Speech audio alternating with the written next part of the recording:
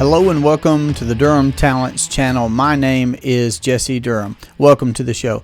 Recently, I was down in Greenville, South Carolina, where I gave a podcast interview with my good friend JDew. That's Jeremiah Dew from the Banking Bros. They're all online.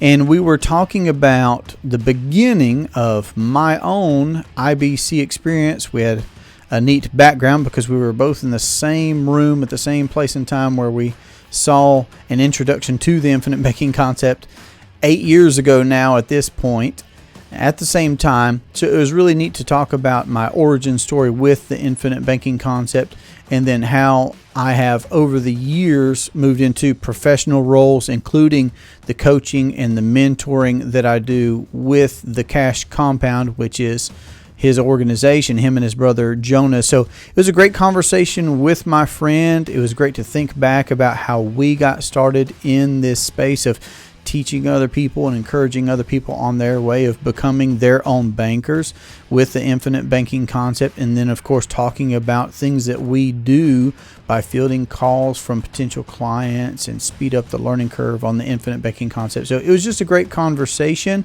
It's good insight into different things that are going on right now and how we are helping people. So I'll share that interview with you now, and I hope you enjoy. Welcome back to the Cash Compound Podcast. On this episode, we introduce you to one of those mysterious voices behind those one-on-one consultations. Ladies and gentlemen, Mr. Jesse Durham. What's up, everybody? Glad to be here.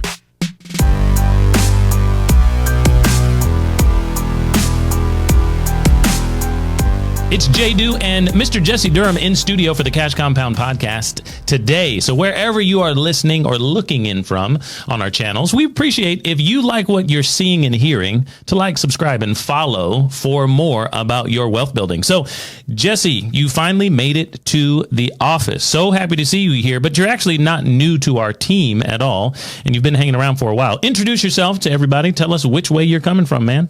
North Carolina. This is nice to be down at the office in person instead of over Zoom calls and such, but happy to be here. Yeah, well, we're a virtual office, obviously, and so we've been helping people all across the country and slightly outside of the country now, because we can help you in U.S. territories get started, Puerto Rico, and send you to our great friends up in Toronto. But I heard North Carolina in there. Where in North Carolina are you coming from? Which way? And tell us what's going on in your neck of the woods. Yep. So for people that may or may not be familiar, Asheville is normally the closest bigger city that I'll ask them to orient from. All right. Yeah. Love me some Asheville. But okay.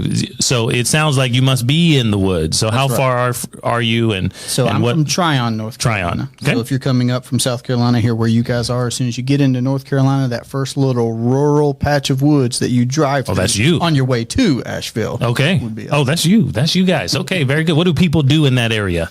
Well, I mean, I'd done a few things, I guess, in the county before I do what I do now, which is I'd worked at the sheriff's office as a sheriff's deputy for some years. Yeah. Then I taught at the high school and then got out of government education. We homeschool our kids now, do business from home and everything that we do now. Very good, man. So take us back before we get into what keeps you busy now and how we're helping people with the theme of wealth building, cracking that code, learning what the wealthy have been able to do for 200 years. Take us back. Tell us about Jesse.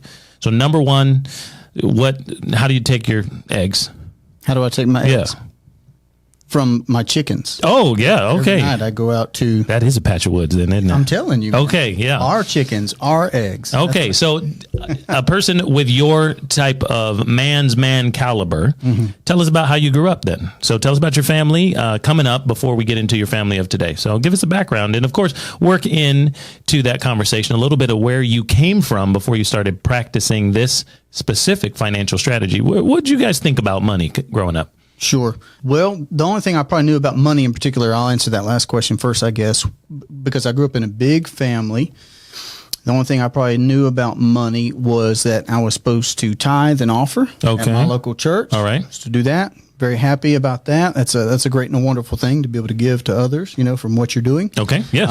And I guess I was probably somewhat aware of taxes being a thing. If I wanted to buy something, I pay taxes. All right. And then it probably stopped right there. Okay. So that's it, huh? Right, exactly. Yeah. So I had one brother that was older than me, and I got a checking account and a savings account when he did. Right. And I knew about CDs when he told me about CDs. So we did everything very, very traditionally. So after growing up, deciding to still live in the town where I had grown up as a child, I did. I worked at the sheriff's office, lived in town, went to that same church, all those things. Decidedly, I have been able to travel a good bit, my wife and I, and she was my high school sweetheart. Okay. Did she have chickens too? Her family? Yeah. Wow, this is the thing up she was there. getting into. Next time I go up there toward otherwise. the Biltmore, I'm going to stop in this patch of woods, see what's going on. You should. Okay. But when we got married, she was pursuing a career after getting her 4-year degree. I was pursuing a career after getting a 4-year degree. We're doing all the conventional things. We had retirement plans with our employers, contributed to 401ks, all those typical things until 2015 when we were introduced to IBC. Okay. I could dive in right there if you want. Not yet. I want to know about your work background as well. Okay. So tell us, you said sheriff's office and education. Be more specific there, but how did it all start for you? What did you do with money? We talk to a lot of people out there in the world who this is not day one for them. Mm-hmm. They have habits. Mm-hmm. They have thoughts around money and what they should do with it or what they shouldn't do. So how did you spend or not spend your money? Okay, I do like that. That's a good point, actually. So the habits that I developed prior to being married and prior to starting a career were only tithing as far as personal choice habits. So outside of giving to my local church, I spent everything that everything else. And I worked hard. Okay. Like summers, weekends. I was working because I was courting my wife. Right. She's expensive. I want steak dinners. I want. Okay, very good. She probably didn't want any of that. You wanted it. You're like, look. Both, for sure, okay, right? very good. But the answer is that I worked really, really hard, and we did a lot of fun stuff. So I spent everything that I earned. Worked really, really hard all summer. Yeah. Every summer to be able to go out and have the steak dinners and those types of things. Courting my wife or buying a new gun, whatever it is that I wanted to do. And it was similar. Did she have a similar background with money and habits, or she just said, "Hey, I like steak, so I'm hanging with this dude"? I would say, as far as her personal habits, she would have been much better of a saver than I was. She had money coming out of college after going through and getting our 4-year degrees. She had saved some money. She'd been more prudent with hers. I'd spent mine. Right. Well, you had to get her, and if you got her to like you, then you could, what's mine is ours, and you could use her pool of money. Oh, dang it. Then you started spending her money, too. Right. Got it. It was ours. Okay. See, that's what I'm saying. What's mine is yours, and what's yours is ours, or whatever. Right. Well, we didn't have kids for a while, decidedly. So we traveled, and we bought the things that we wanted to buy. So I would say that really, we ended up spending everything that we earned. Mm-hmm. So what was the realization that things could or should be different? How did that process, right? It probably wasn't a moment. How did that process begin with you guys? You're obviously doing differently now than you were then. So help us understand the transition. Well, there would have still been years of she's pursuing her career, I'm pursuing my career. We are making contributions to what we're supposed to do. Right? Okay. What we've qualified plans. That's you right, mentioned qualified plans, and some of it now I can recognize was compulsory, like state retirements, for example. I much wish I would have had that 6% of income, but now no chance in my pocket. Those years, versus it being taken from me. So some of that was out of our hands, but we were actively trying to do the things that we were told were what we needed to do to have nest egg, to have retirement, and those types of things. We even had whole life insurance. Oh, yeah. Each of our family members. Okay. We had our oldest son prior to infinite banking because it just looks like a prudent, smart, asset to own. Wow. I didn't look at it as an asset. I didn't know anything about that when I was coming up. And so my transition it took some time to understand how it could be used, and all that. But great on the background here. So you're now an entrepreneur, but you are in very government and corporate environments. So help me understand getting away from IBC here in a second. We'll talk a little bit more about your journey and what you've been able to do and accomplish. And of course, how we help people around here now that you're on the team. Mm-hmm. But give me more of that picture of how was I bringing it up just now? your corporate structured transition to more entrepreneurial life. Help me understand that, because it seems like you can't get any further away from each other on the spectrum. For sure. So I'd already experienced one career change when I decided, night shifts, 12-hour shifts, those types of things weren't for me. Yeah. We did want to have kids and a family and that type of thing. So when a teaching position came open at the high school, I jumped on that because you're off on summers, you're off on the weekends, you're not working at nights and those types of things. But even changes like being paid once a month, only 10 months out of the 12 months of the year. Oh, yeah. Versus being paid every other week with a sheriff's office, for example. That was a change. So there was a career change. The financial side of things were different. Yeah. So now, were you prepared? Were you? What was your degree in? You could. This seems like they're quite a bit different from each other. Sheriff's office to teacher. I envied the people that knew what they wanted to do. Growing up. Yeah. So in college, I actually did become bilingual in Spanish, majored in Spanish, and a double majored in criminal justice. So I actually pursued each of those careers in some form or fashion. Right. What about the teaching certificate that you probably ended up having? So I did a lateral transfer. Gotcha. So I had all the Spanish and then some that I needed. So then it was just doing state required, classes on the side, even while I was still teaching for a lateral entry into that profession. So how many years did you teach before you decided, look, we're going to make another move in our family? 3. 3 years. Yeah. So what can you say, if anything, what you attended a school? I know you're from a kind of a small area. Did you attend the school you taught at? Yes. Oh, okay. Yes, you did. I worked at the school that I went to as a student. Very good. What was your GPA then, before we get into more questions? I don't know. That's a good question. He does know, ladies and gentlemen. No, I bet you we're going to figure it out. No, I don't know what it is. Okay. I have to look it up. I was not tracking on that kind of stuff. Yeah. I was probably one of those folks that does not apply himself unless it was an area that I was interested in. Yep. And then everything else was just I feel like run of the mill. Unstoppable, like Spanish. That was something you picked up really cool to me, and I just Okay, so now you're deciding at some point you're going to transition. You know what? This school life, I don't know what it was. Was it bureaucracy? Was it, look, the money isn't going to be coming in the way I want it to be coming in? What made you jump ship and go entrepreneurial? The reason I ask that is when we talk about BYOB around here, become your own banker, most people are not tracking their habits, their finances in a way that they can emphasize the two most important words in that 4-word phrase: your own banker, right? Your own. And so you decided to launch out, and I'm pretty sure it was a pretty abrupt leaving moment for you. How long ago was that? What was on your mind? And tell me about the journey up until now. It was 2015. So yeah, really set career path with teaching for sure. And I had a friend call me up, asked me for coffee, saw a business model, and it was just one of those matrix moments, just an aha moment for me. Okay. And it made a lot of practical sense in that all the teachers that I knew, they did something on the side. You needed to. Yeah. Whether they were doing real estate investing or whether they picked up a second job, whether they did photography on the side, teachers were doing something else for income. Yeah. And I was open in that area, and I had hobbies that I was interested in and dabbled in. But when I saw that particular business opportunity, I did build it on a part-time basis just for a few months and then went at it full-time. And again, my wife and I on the home front, we knew that we wanted to homeschool our children, which is a really interesting position as a government school teacher.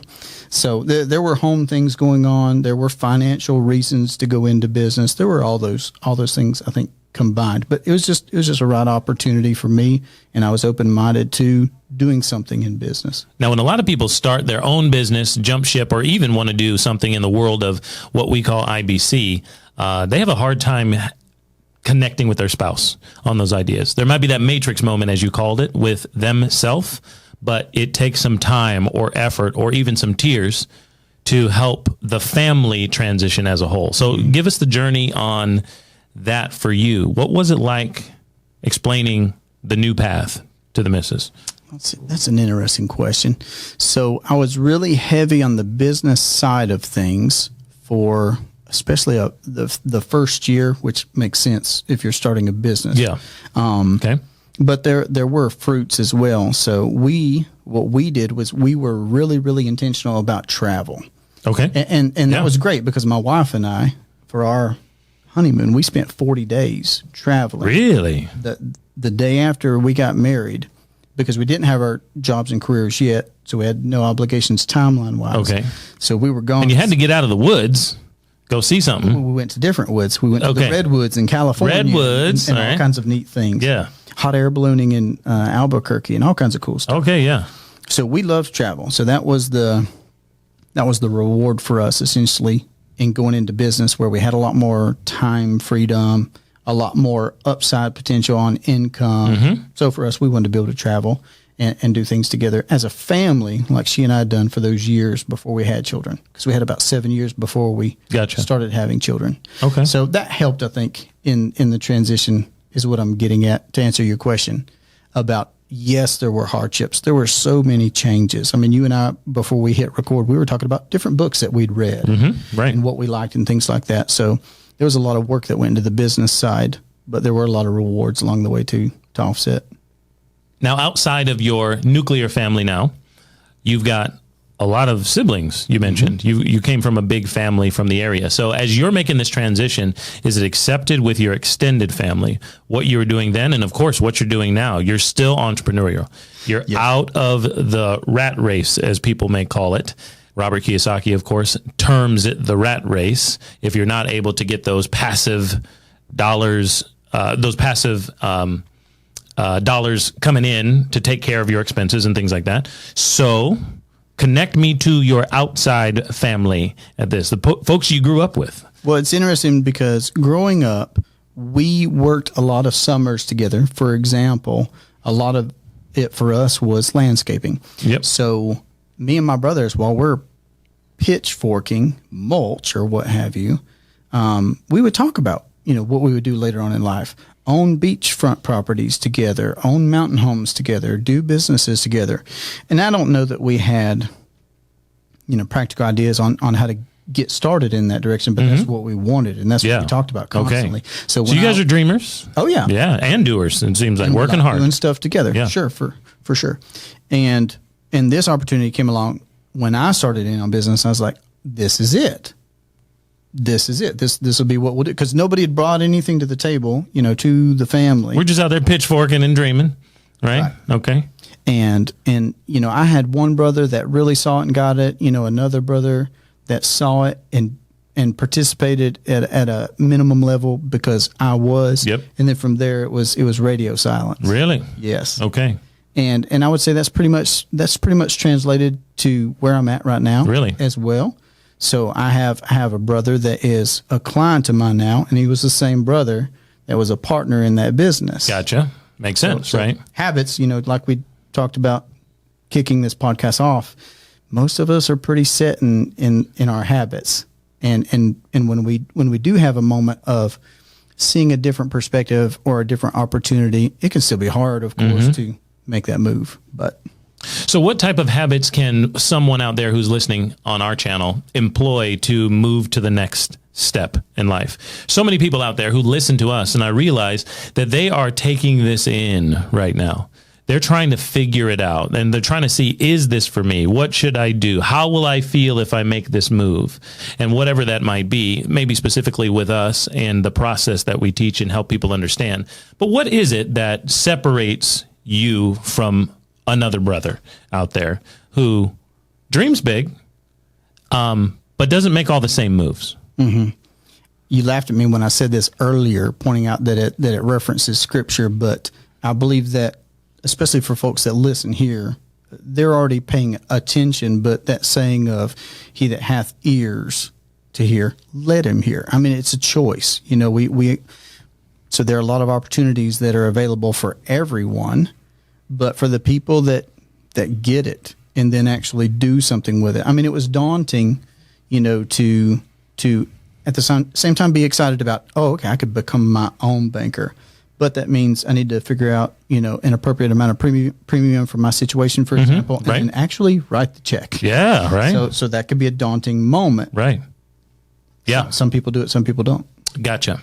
Okay, you mentioned a couple of books out there. So before we get into what we're doing here at the Cash Compound today and how you're coaching and helping people move on and get them to write that check and invest in themselves to be their own banker, give us a book recommendation or two that you think we need out there. You mean beyond becoming your own banker? Of course, beyond that, right? Beyond that. Of course, Nelson Nash's book is the foundational tool that helps us, the field guide to get us to where we understand the process of banking and personal finance. But what are some of those other things out there? Leaders are readers, and I think you've probably got a few on your shelf. Well, I like a holistic approach to life. I'm always reading one book at the same time in a handful of categories that are important to me. So I'm always reading a book about marriage. I'm always reading a book about being a father or parenthood. I'm always reading a book about finances. I'm always reading a book about leadership or business or something associated there. You know, I'm always reading a history book. So just a few key areas. So if I were to say something beyond becoming your own banker and Nelson's other books, it probably wouldn't surprise plenty of people if I said Rich Dad, Poor Dad in that particular category. It just seems to be a really good story. And I think that we learn a lot by stories. It's a good story to read about. Outside of the financial world and the 21st century, then give us something that you like. You mentioned history. Give us another category of book that will change our life or we need to pick up because you just put it down and you're like, this is a good one. Right. So if I had to pick one from each of the categories, for example, that I listed, I would say The 5 Love Languages is great, both either for the marriage version, because there's a version for the adults, but there's also a version of the 5 Love Languages of Children. Really? I don't know if I knew that one. Oh man! Okay. 4 kiddos. Right. I got a few kids. You got to add that to the library. And it's worth rereading as they get to different ages. I mean, you've certainly caught on to that some things are worth revisiting from when they were maybe 6 years old. Yep. Now they're 8 years old. That's You're exactly right. That's wise. So, I mean, those would be maybe a marriage one and a parenting one, the 5 Love Languages. For me, physical fitness, nutrition, people that are interested in that one would be starting strength, barbell training. It's called The Blue Book. The Blue Book. But it's by Mark Ripito, Starting Strength Method. It's really simple. I really like that. Okay. It's been a good lifestyle choice for me to adopt that approach to nutrition, physicality. Yeah. Very good. Okay. Well, let's talk a little bit about helping people. Now we got them speaking that love language to their spouse and their kids. They're out here getting swole, all right? And they're getting their financially fat wallet taken care of, Rich Dad, Poor Dad. We got those areas covered. Now let's talk about the coaching. A few months ago, like you said, 9 months now, 9 months ago, I gave you a buzz and I said, hey man, I know you're practicing IBC. I know you're serious about that. We had several conversations over a few years. We actually saw the information live for the first time in the same room together. Yep. And tell us now the journey that you've had with the Cash Compound coaching folks. I said, hey man, I got more calls that I can take. Can you help out?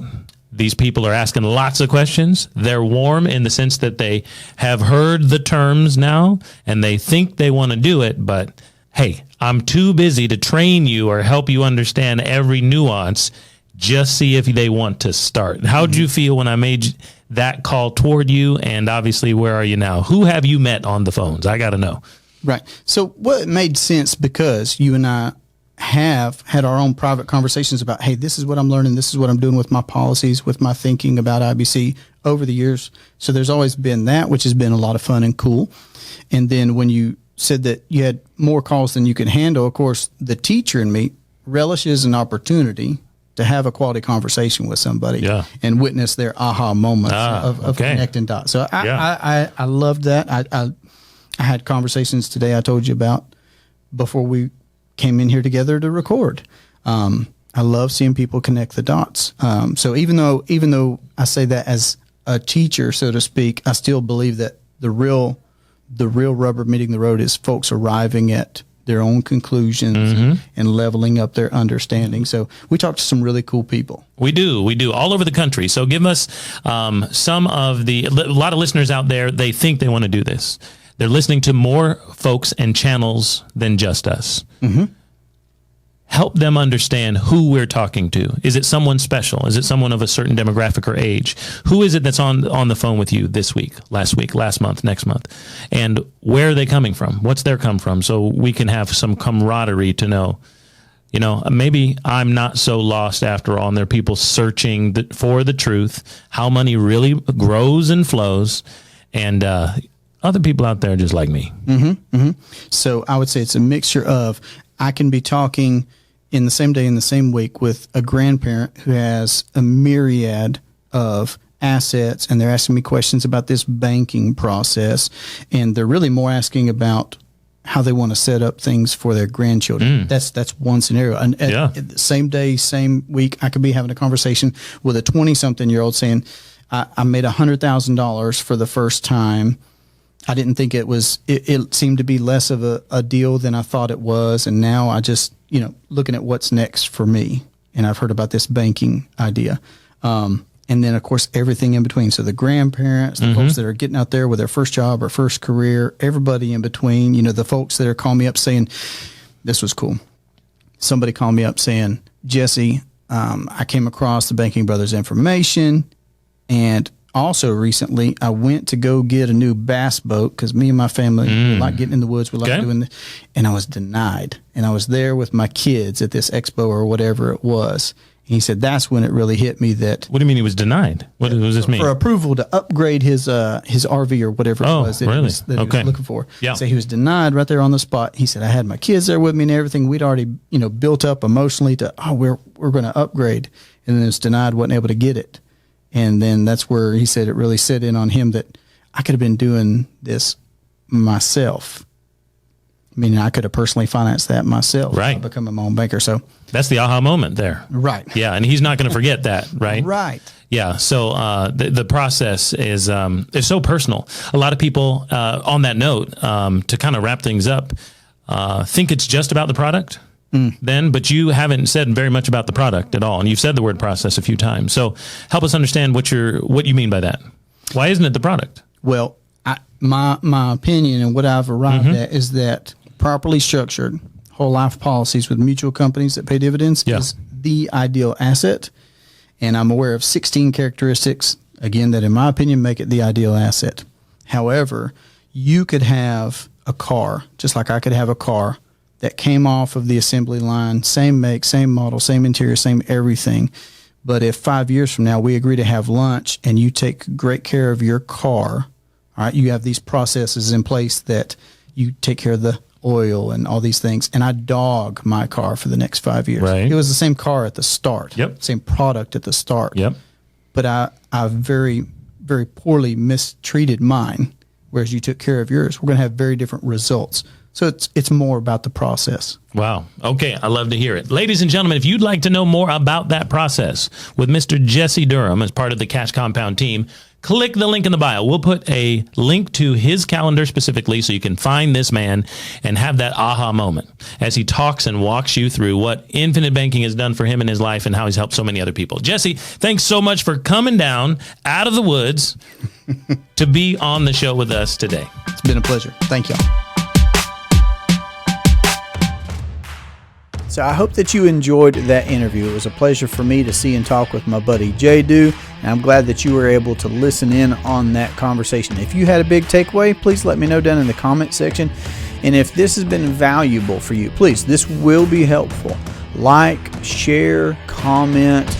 Mostly share with those that you would like to see win with money. Your friends, family members, business partners, those that you would like to see win with money. Share this concept with them if you're already on your way of becoming your own banker. So that's for our clients.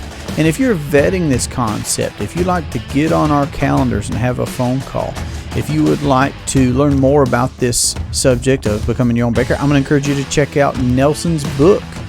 That's the source material on the infinite banking concept. So go right to the source, read Nelson's book, get on our calendar. Let's have a conversation about your particular financial situation so that we can help you implement this concept into your household or your business or your investing. So this has been a great pleasure for me. I look forward to our next conversation. Have a great day.